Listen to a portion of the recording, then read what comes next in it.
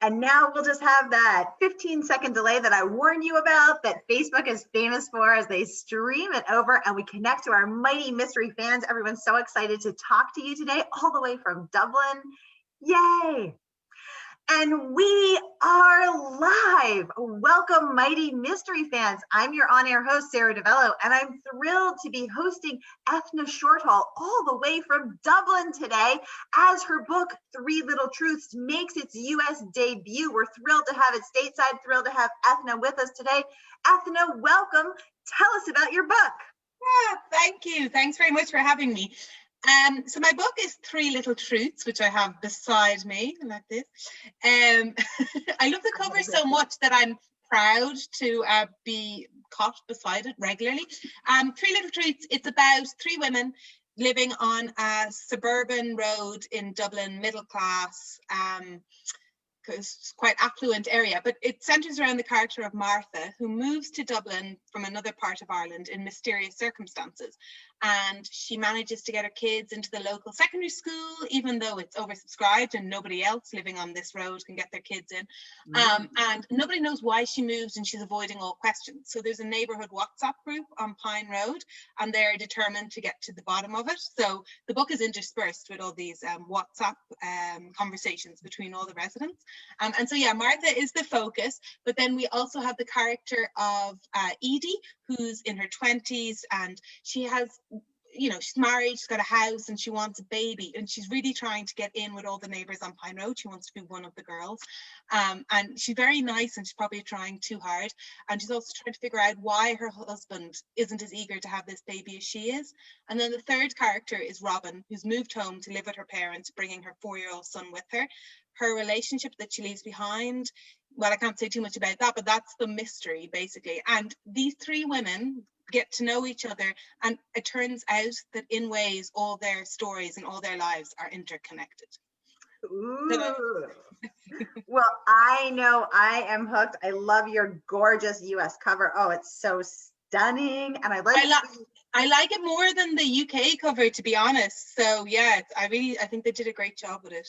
It's absolutely beautiful, although I also like the UK one, but this one is just, oh, it's so pretty. So I'm so excited to chat with you about it and to get into all the mystery and thriller talk. I want to welcome all our friends on Facebook. If you've been here before, you know how it works. And if you're new here, welcome, welcome. This is how it works.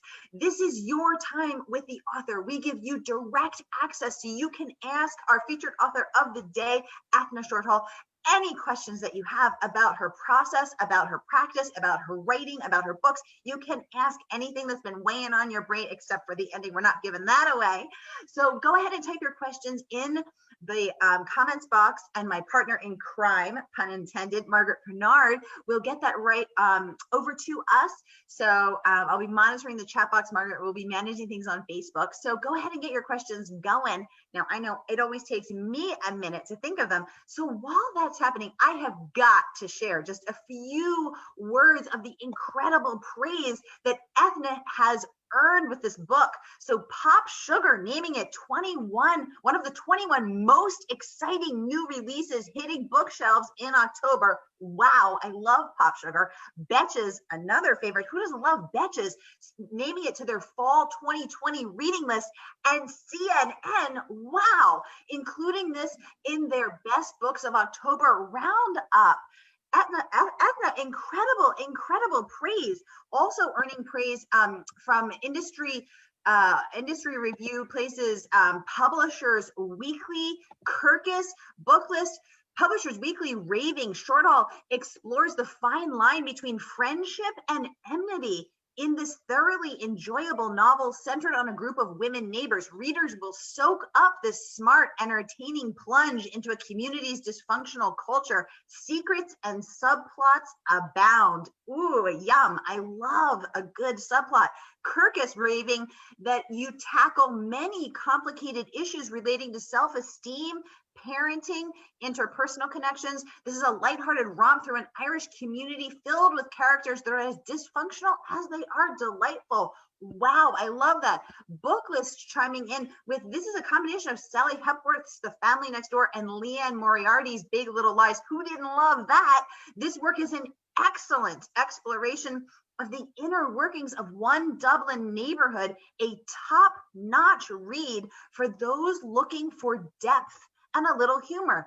Wow, Eithne, incredible praise that you have earned. So you're a journalist, you're an author.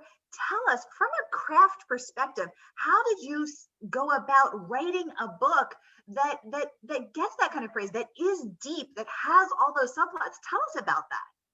I think, well, it depends, but I think with Three Little Truths, I spent so long plotting. I would say I spent as long plotting as I did actually writing, because like, it felt like I was doing the most complicated braid of all time. I had all these strings coming in different directions, you know, and so I was, which I hadn't done with my previous book, but I was that person that had all the post-it notes on the floor, different color-coded ones, trying to move them around, because you need it to look like nothing is connected. Like that's what Three Little Truths, or sorry, that's what Big Little Lies does. And everywhere that book has come out so far, it's gotten comparisons, which is brilliant, but also like a little bit embarrassing, because I love that book so much, you know, that I just think it's untouchable actually.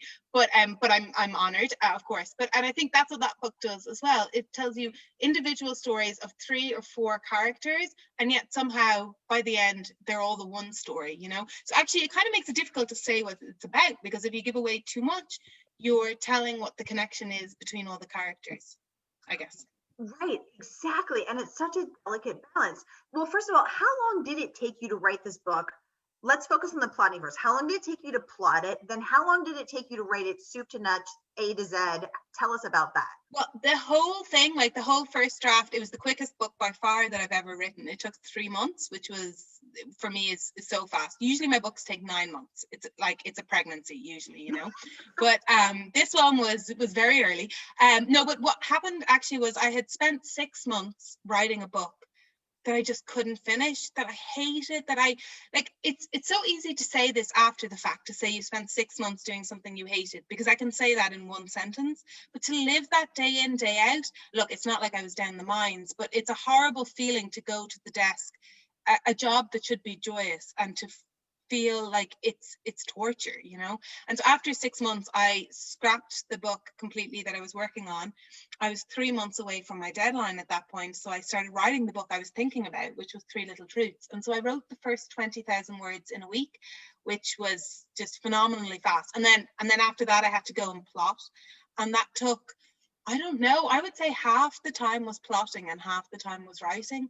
But I wrote so quickly. I mean, I'm writing my next book at the moment, and it is taking me a lot longer. So, but the story for Three Little Truths was in my head the whole time I was writing the book. I did not want to be writing, so it was ready to go once I actually let it go, you know.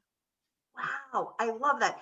And I think, I mean, there's so much there that I want to talk about, including the fact that sometimes it doesn't, we feel this pressure that it should feel joyous, because it is, as you said, not down the mines. We are honored, we're privileged to be able to do this work.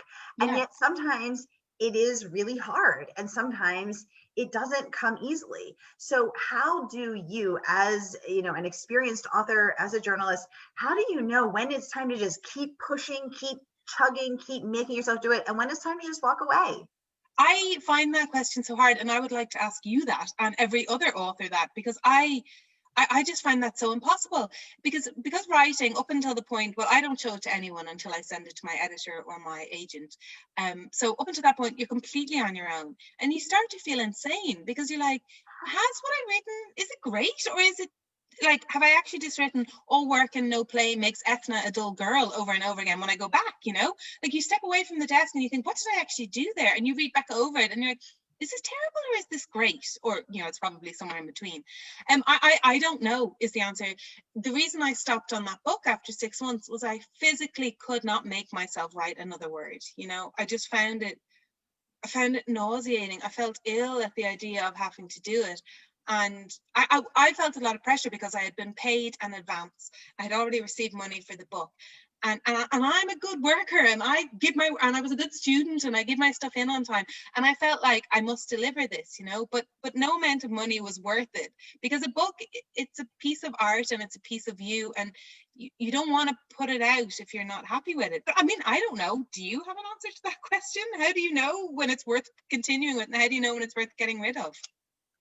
You know what? I don't know. And that's something that I struggle with, because the book that I'm working on right now, which is book number 2 for me, actually came to me as I was working on another book number 2. And I was far down that road. I was 45 to 50,000 words into that book. And I was 6 months into that book. And I was so excited about the idea.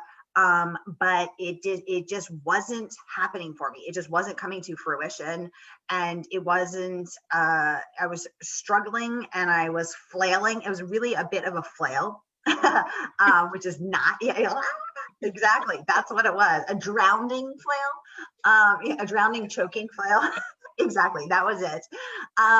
And I couldn't figure out, how to, I also couldn't find, I knew all the characters and I knew their internal struggles, but I couldn't figure out how to get that on the page in a really compelling way. I couldn't find the tension.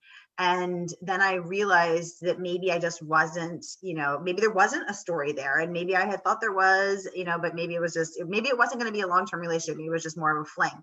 And so I put that one away, because I also had this other one in my, that had come to call. It was, ringing my bell. Yeah. So I thought, I'll just put that one in a drawer for a bit and focus on this other one. And so I don't know, it is, and I'm still not done. That one that I put the first one aside for, yeah. I'm still not done. And to be honest, I'm 6 years in. It's a very involved story. It's a true crime. So I had to do all of the research of the crime, and then all of the characters involved. I totally underestimated how long that research would take. But I'm at the stage now where I'm like, oh my God, I just want to be done. I know, and there is also a danger, I think, that you could do that every time, always get to, for me, it's 20,000 words, and then go, no, actually, I'm going to start something else. Because my favorite book, and people say, what's your favorite book? My favorite one is always the one I haven't started yet. So I'm nearly finished writing my next book. And so I have the idea for the one after, and it's so perfectly formed in my mind because I haven't messed it up by trying to write it out yet, So that's the best one. It's perfect until you try to put it on the page. And that's what happens every time. And yeah. That's so true. That's so true. And when you envision it, and it's this perfect, sort of, you're like, Pulitzer, here I come, and then you put it on the page and you're like, is this book for 4-year-olds? It's just exactly. I'm the only one who thinks this is any good. And I loved your analogy of braiding, of weaving them together. So how did you actually do that? So with the Post-it notes, how were you braiding them? Yeah, I know. And I have photos from when I was writing this book, and it looks like I was planning a murder. Like, it's so intricate, and the thing is that it's not a murder. And so often mysteries are about a dead body. And so what I was really aiming to do was to write a mystery that wasn't who killed this person, just to show that you could have these twisty elements in other kinds of books, that it could be about suburbia and, domesticity to an extent, but it could still have twists and turns. And so when I started the book, I have a rule of thirds. I think something needs to happen at the first third and the second third, and then, you have the climax at the end. And so I had a twist for each of those thirds. But as I went, I could see new kind of sprouts, shooting off in different side directions, and I would let them go to a certain extent. And then I was only allowed to continue down that path if I could figure out a way that it would weave back into the main storyline, if you know what I mean. So I give myself free run for the first 20,000 words, and then I need to start plotting how all this stuff is connected. And I don't know, it felt like it hurt my brain. It was like maths, and I liked maths as well as English at school, so or math, as you say. So I found that quite satisfying when you figure out a way that they're actually, all these ends are going to tie together. It's like you solved the equation, and I enjoy that almost as much as the writing, almost, I think. But I don't know, I can't really remember exactly blow by blow, except that there were a lot of colored Post-it notes, and I rewrote the middle third many times. How many times would you say? I would say, like, because I basically I get like a third, a good version of third, then I move on to the next third. So I spent 2/3 of my time writing 1/3 of the book. If you know what I mean. So that was the middle bit. So I don't know how many times, because it would have been segments, but it took me, you know, more than twice as long as any other part of the book. I sometimes I think about that. If a book is 100,000 words, I'm like, I definitely wrote 500,000 words, you know, at different points, and they just get scrapped. Chapters go, you rewrite whole chapters. Yeah, like if you think about it at the end, you just be like, you'd cry, you know, but you can't, because actually I really believe that thing that you can write chapters that don't get used, but you figured something out in that time, something about the character. You're not going to give that detail about them in the book, but you know it, and then all their actions thereafter make more sense. Or at least I tell myself that, so I don't feel like I've wasted weeks of my life.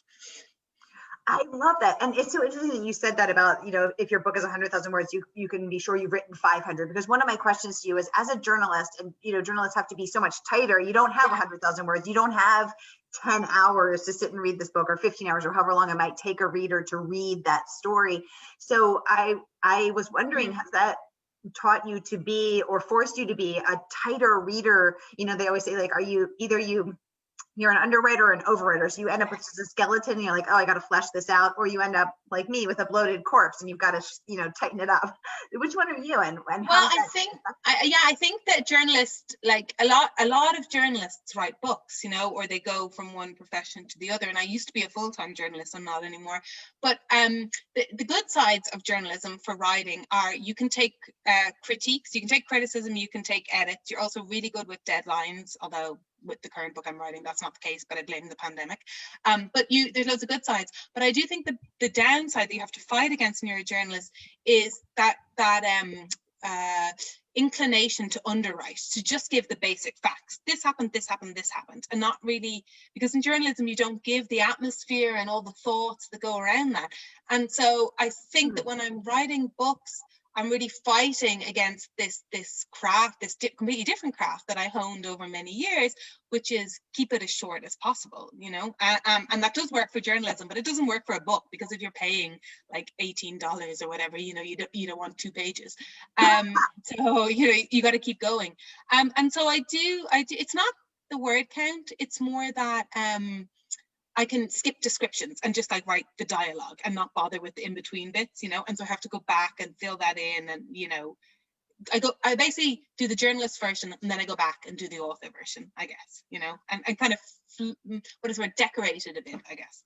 Oh, I love that. I love that. And then I just saw that you tweeted something that you said that you're working on a love scene, and it was so fun for you that you actually are thinking about segueing into YA. Is that true? Are you actually thinking of that? Well, I always think about it. Like my favorite show, well, the show that had the biggest impact on me of all time is Dawson's Creek. And I loved it so much. Like Pacey, my God, I just was besotted with him. And I think he's ruined all men for me, including my current partner. But I've always thought I'd love to write something like that. I mean, in book form.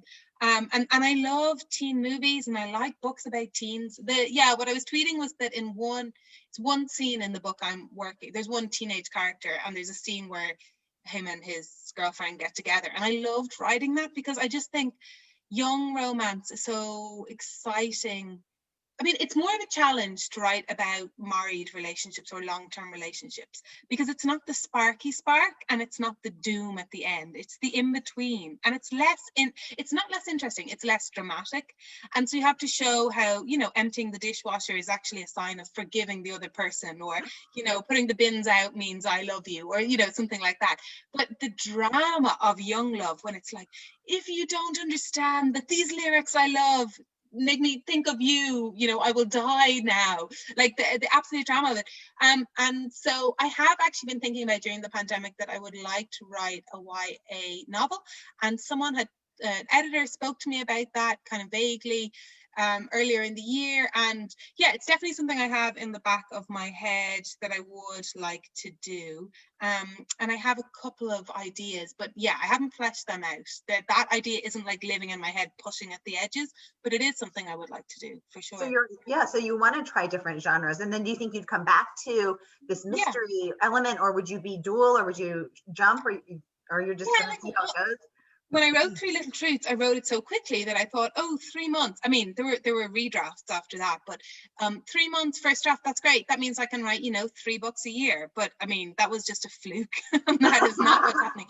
I mean, the book I'm working on now, I've been working on for almost a year and I'm not done yet. So it's taking obviously longer than that. So it's more about time, but I think that you can have two genres or three or whatever happening concurrently, and or screenwriting is another possibility and stuff like that. But like I had my first kid last year and I do journalism as well, and so it's hard to find the time at the moment, but I hope that next year it will be possible for me to do two different projects. So one will be another book in a similar genre to Three Little Truths, and then maybe the other project will be YA, but I don't know, I haven't fully decided. I love it because I think there's so much pressure in the industry to be, to commit to your genre and then build a fan base so that when your next book comes out, the fan base is just like, rabidly like excited for your book, and then that's going to work well for the sales of, for the publisher. So much. It's just basically give us the same book again, but slightly better. Like that's it, Exactly. Yeah. But I think of writing as a trade skill, and it's like carpentry or plumbing or anything, isn't it? So it's like if you're a carpenter, you could build a doghouse, you could build a human house, you could build a skyscraper, because it's the same nuts and bolts of putting it together. And writing is too.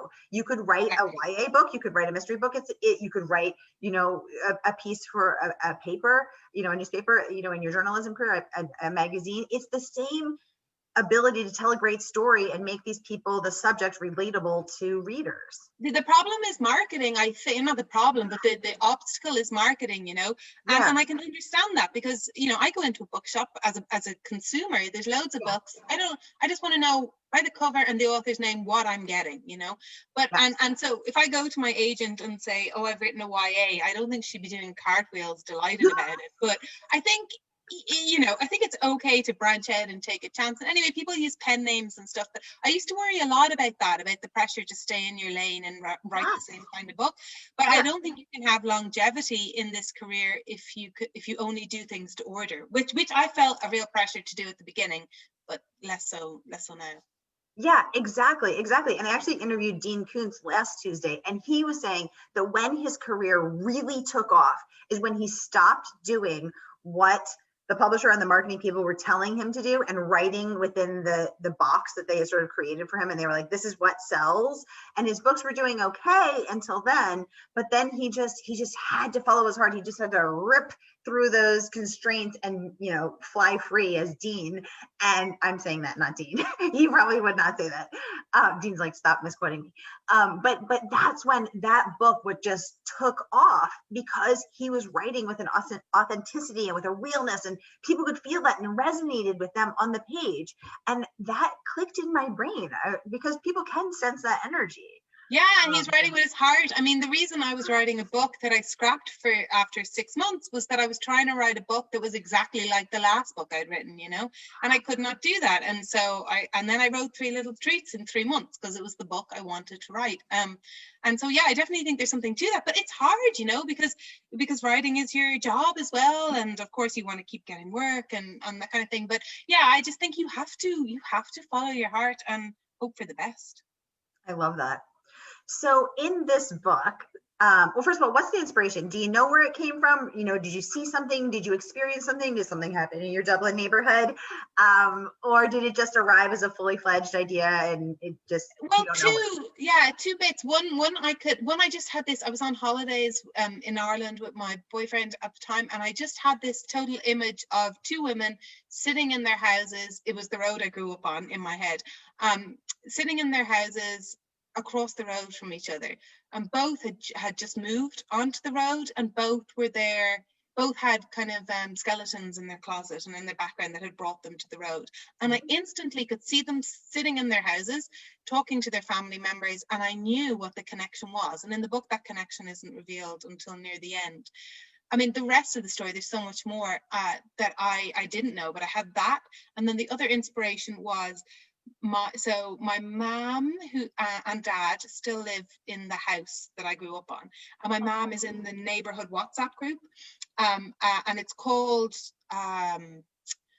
like ladies poker or something. It's all the women who live on the road, and it's supposed to be to organize their poker games, but it is not to organize their poker games. It's to like gossip about everything that's going on in the road and everyone. And so occasionally I would look through these messages and I was like, these are so good, like they're just gold. They were so dramatic with the smallest concerns, you know what I mean? Because it's just about the goings on in a road, but like everything was very dramatic and it was lovely. Now they weren't as bitchy as the ones that I put in the book because I had to spice it up a bit, but like a lot of the concerns are the same. So like someone found a hole in their garden, so then there was a belief that there was a rat on the road. Someone else found a hole, so now the rat was rampant and everyone was putting down rat poisoning and stuff like that, you know. And so like it's one little thing and then it gets totally out of control. Or like someone had stolen the wheels off a car. I didn't even know that was a thing people did, but wheels are worth something.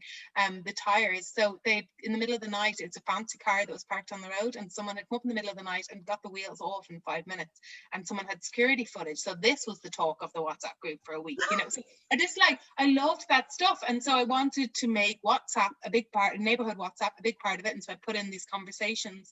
And so they were the two starting points. And I didn't know exactly where it was going to go from there, but that's what made me start writing. I love that. I love that. Margaret is wondering, what kind of humor, if any, would you say is in Three Little Truths? Again, having received that praise that you are very funny from Booklist and Publishers Weekly. Tell us about that. Okay, so that's the thing. And that's the thing with the cover, right? I love this cover, like I said, so much. But you would not think this book is funny from that cover, I don't think, right? It looks kind of quite serious. Beautiful but serious, and the book is funny, and I just feel like they did such a good job and the best job they could have done.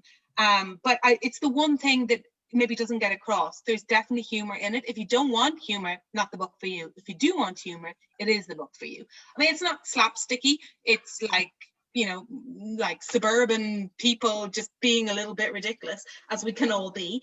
And so, yeah, I think it's that slightly deadpan humor that I think Irish writers generally do very well.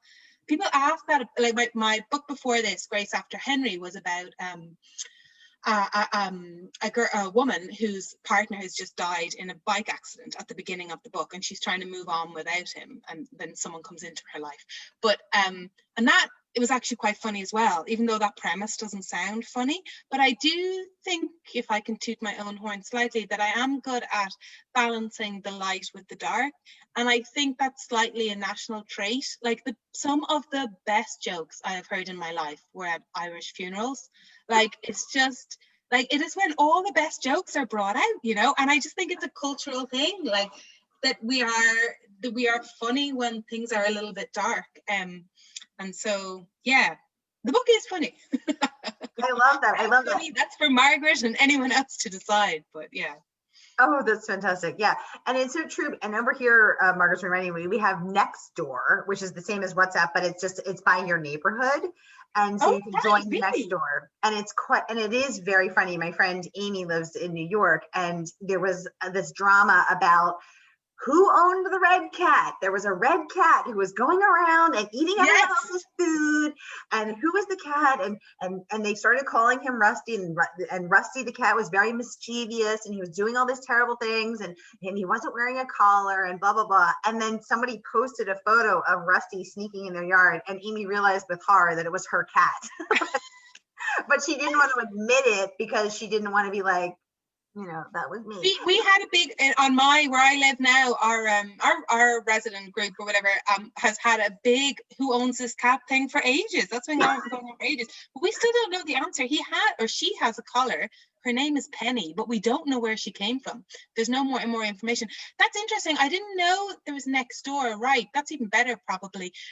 Because one of the great things since this book came out in the UK and in Ireland is I have gotten so many messages with people, like on social media or through my website or whatever, people just sending me screen grabs from their resident WhatsApp groups. It's like, I was like, sometimes writing the book, I thought, oh, I've gone too far. I've made this too ridiculous. But then when I saw some of the stuff people get, I was like, no, I did not go far enough. Like one woman, her resident group, I just love this so much. There were builders doing work on a house in the estate. And so when they left at the end of the day, there was some muck on their tires. So there was a little bit of muck on the road, like a tiny bit, the amount that would come off a tire. She wanted them to wash their wheels and wash the road every day after their building work. Mental. Anyway. Oh my gosh, that's Yeah. fantastic. That is hilarious. And as for your mysterious cat, you could do what Amy's neighbor did, which is to write a note, wrap it around the cat's collar, and then when the cat eventually goes home to the cat's house, Amy then received a note that was like, "Hello, whose cat is this? He is eating all my food." And that's great. That is a really good idea. We don't mind. We like having the cat come. My son loves him, but we just don't know where he comes from. But we could totally do that. And the cat could like carry messages back and forth. That is actually a very good plot for a romance, can I just say. We have a suggestion. Could you put these screen grabs on your Twitter feed to share them with all of us? I think that's a great idea. I'd have to go back and ask permission before I like start outing people's neighbors. I guess. I could their name. Yeah, I could. That's true. I could scribble out their names, and then it wouldn't really matter. I can look into this. Yeah, that would be fantastic. I love it. Eithne, what is your favorite scene in your book? What is the scene that you love the most? This is the only book I have that answer to. So there is a chapter, and I actually think I remember the number, even though I wrote this book so long ago, because chapter 22. Yeah. Okay, so it's a flashback scene. It's the only flashback scene, and it explains why Martha who's the main character, came to live on Pine Road. What the thing is that happened to her that brought them there, and the circumstances, why the circumstances are so weird, and also explains things about the behavior of her husband and her daughter, which don't seem to make total sense up until that point. It's a real action scene, which I loved writing. It's got a lot of heart, and it also I was just waiting to tell the reader, because I was like, I know you're confused, but wait, I'm about to tell you, this is why. But yeah, don't skip forward to the chapter, please. But I'm going to forward to that chapter. I love it. So I love that chapter. I wrote it in about 2 hours, which was just so quick, because the whole time I knew exactly what had happened, and I just couldn't wait to tell the reader. Yeah. I love it. And how did you decide to put it in chapter 22? I mean, because that's something I'm always struggling with as a writer. You know, you don't want to give it away on page 2 where everyone's like, oh, why, I figured this out, but you don't want them to get to page 450 and then to be like, what? So where do you put those reviews? I know. Where do you put those actions? I think I moved it around a couple of times. And basically the reason is it's to do with the reveal at the end of chapter 21. So at the end of chapter 21, it's like dun dun, and then chapter 22 goes back and explains the dun dun line. If you know what I mean. If I can use a Law and Order analogy, dun dun. Yes, you can totally. Law and Order analogies are very welcome here. I'm a huge fan of Law and Order. I bet we all are, because it's such a great police procedural. I love it. I love it. That's fantastic. And I actually looked up what makes that sound, and I believe it has something to do with, I forget now, monks' shoes. Monks. Oh, right. Oh, yeah. It's crazy. It's crazy. Oh my gosh, amazing. So were there any titles? You said that the title is actually a bit hard to say with the. Yeah, I was saying that to you before. Yeah, the Irish, because the way people in other countries often slag the Irish accent, and it's very true, is 33 and 3/3, 33 and 3/3. We find the TH very difficult, which is why my name can be difficult, and I get Eithna instead of Eithna. But anyway, so it was my American, I couldn't come up with a title. My UK editor didn't have a title, my agent, but my American editor came up with 3 little truths. And I mean, I just couldn't have picked that because it's too many THs for me, and I have to say it slowly. But I think it's perfect. I am trying to remember. Oh, so the road in the book is called Pine Road. And so my working title was the Pine Road Project. I don't think I ever thought it would be called that, because it made it sound like maybe it was something scientific, like a lab or something, I don't know. But that's what it was in my head the whole time I was writing. I'm really, really bad at titles. There were a few days we were all sending back and forth like 10 different titles, and so Tara, my editor, suggested that, and I liked it, and the UK agreed, and because sometimes you can get books with different titles in different territories. Yes. And I would like to avoid that where possible. I mean, the foreign editions can change it, obviously, but for both sides of the Atlantic, preferably you want everyone on. Well, I want everyone on the same page. So yeah. So besides the Pine Road project, was there anything, did any title, is there one for you that, is there the one that got away that you kind of really loved? And I can't remember. I could look that up, but I can't remember. And it's annoying because at the time it matters so much to you and you're ready to like, you know, fight it out. And then time passes and you're like, what did I even want to call it? You know, like its name just is its name. I know there were, it was like always a play on Pine Road. But I mean, it was nothing brilliant, you know. I wasn't about to, you know, start drawing blood over it. So yeah, sorry, I can't really remember. No worries. So, Eithne, as a career journalist and a multiply published author, what is some of your favorite advice for aspiring writers? Well, the thing I usually say is, and I have to say it to myself as well, is to start early in the morning. I'm not a morning person, though I yearn to be. But well, my son now wakes up at 5:15, so I don't have a choice. But like, I hate him for the first 45 minutes that we're up. But no, I think that start writing before the day gets in and starts demanding things of you. And like that can be, so I don't when I'm proper in writing, I don't check my phone in the morning. I will get 2 hours done before I will go and check my phone, because I can hear the news, I have the radio on, but if I start reading about the news, I can get anxious about it, or I'm on Twitter and someone has tagged me in something and then I get distracted, and before you know it, it's half an hour later. And also you've got that angsty feeling, even if you can't pinpoint what it's about. And so I try not to look at any of that, and I try to start as soon as I can. And basically before you start to doubt yourself. For me, anyway, the biggest problem with writing is doubt or self-confidence. And I do better work always before lunchtime than after lunchtime, I think, as a result of that. Start early. And I guess also I need goals. I don't always hit them. I often don't hit them, but like I try to write 1,500 words a day, but that's me. But it could be 1,000, it could be 2,000, whatever your thing is. But for a set period, maybe for 4 weeks, then you take a break, you look at what you've got, whatever. Just little goals. I think I am the kind of person that loves ticking things off a list. Like I will make the list just so I can tick that off straight away. I'm a ticker. So I love saying, okay, today I did what I said I would. Tick. So start early, set little goals.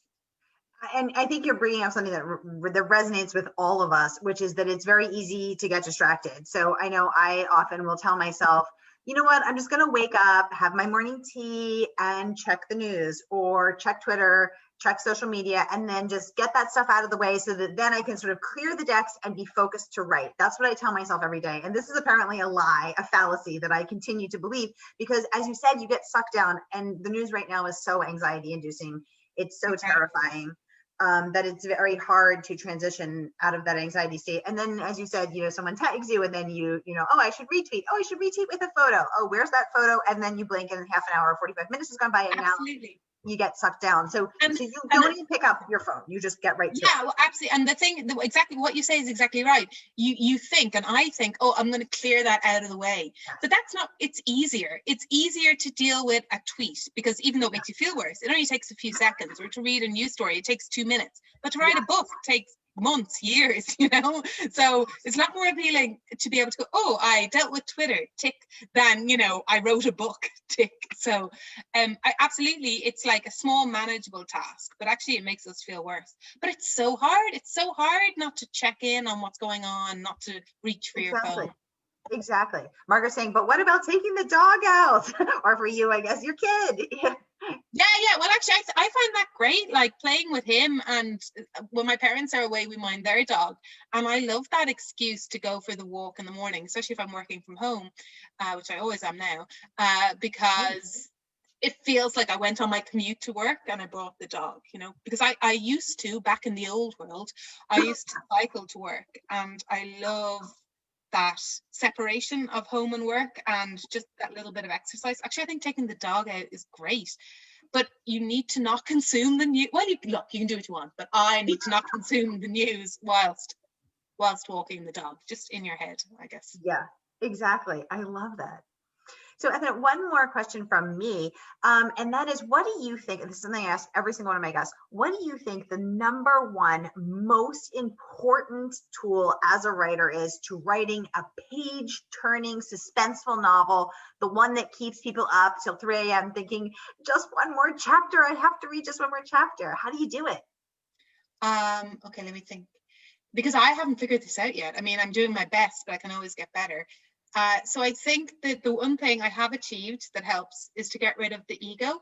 You know, when you've written a paragraph and you just think it's beautiful, or a bit of dialogue that is so funny, you're like, well, no matter what, I'm keeping that dialogue, or I'm keeping that paragraph.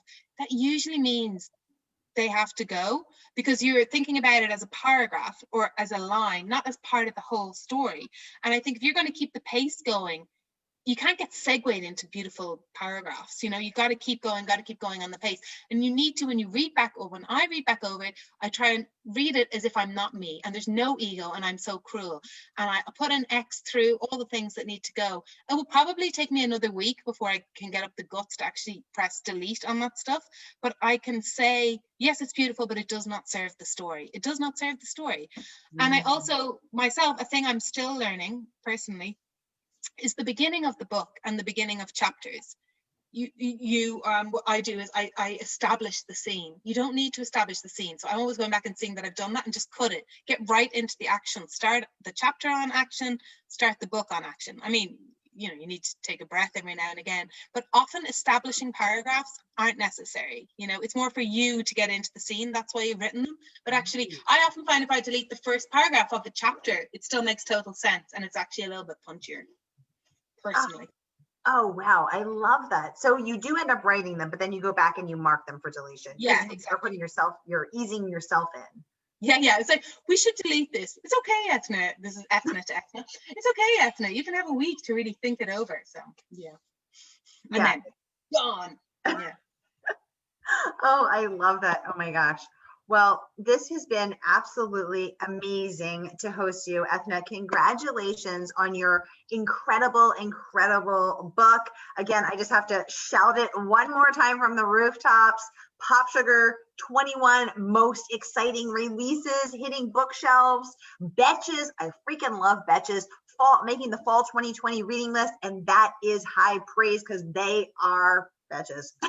No, they have very high standards and they are incredible. I love all of their book picks. CNN, freaking CNN, including your book in their best books of October roundup. And again, earning incredible, incredible praise from Publishers Weekly, Book List, Kirkus, and other authors, including Joe Spain, Samantha Downing, Emma Rouse, Bunmi Laditon, Liz Nugent, Jane Corey. I could go on and on and on, but everyone praising your twisty plotting, your incredible subplots, your suspense, your humor, and again saying that so many people saying if you loved Big Little Lies, and I know we all did, you will love this book, and you can buy it today through our very special partnership through bookshop.org, and support independent bookstores, which are so important and need our support right now. So Eithne, I want to thank you so much for joining us all the way from Dublin. Can I take a photo of you before we go? Oh my gosh, of course. Yes, okay. I love that. Yeah, great. Thank you. And thanks for having me. You're so welcome. And again, I want to thank you, my partner in crime, Margaret Pinard, another member of our Blaze team, my partner in crime. And she's an incredible author as well. And she specializes in writing about Celtic culture. She loves Irish culture. She loves Celtic culture, Celtic history. She has lived there. She loves Ireland as much as I do, maybe even more. I don't know if that's possible, but she does. So I want to thank Margaret, my partner in crime, for everything over there. Eithne, we've been so honored to host you. Congratulations on all the incredible press that you have earned. And I cannot wait to read your book, which is now available in the US. Yay. Okay, thank you. Everybody it's 8:45 here, so I'm going to have a glass of wine to celebrate. That sounds absolutely perfect. And we will see you next time here on A Mighty Blaze. Thanks, everybody, and have a great day. Bye. Thank you.